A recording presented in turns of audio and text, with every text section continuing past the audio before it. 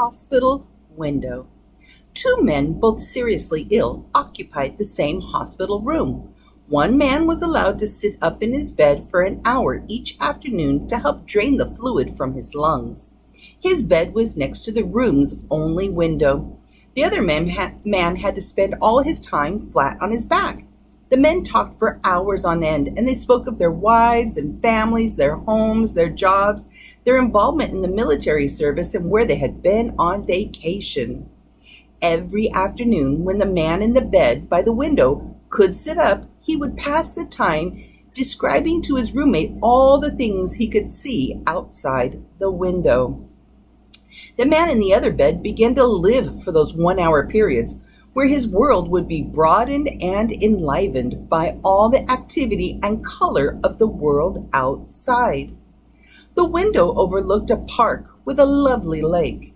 Ducks and swans played on the water while children sailed their model boats. Young lovers walked arm in arm amidst flowers of every color, and a fine view of the city skyline could be seen in the distance. As the man by the window described all of this in exquisite detail, the man on the other side of the room would close his eyes and imagine the picturesque scene. One warm afternoon, the man by the window described a parade passing by.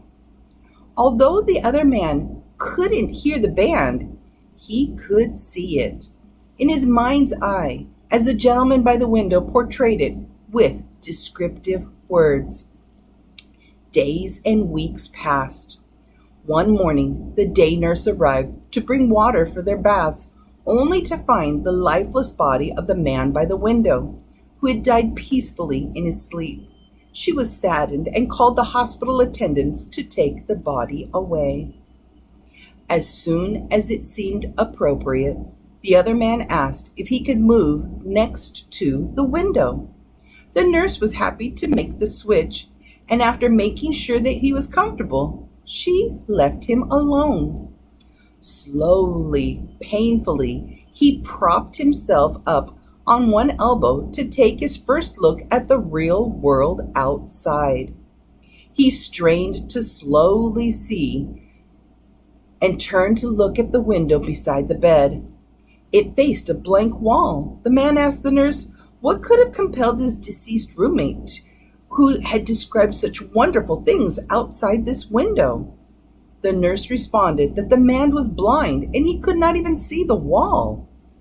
She said, perhaps he just wanted to encourage you.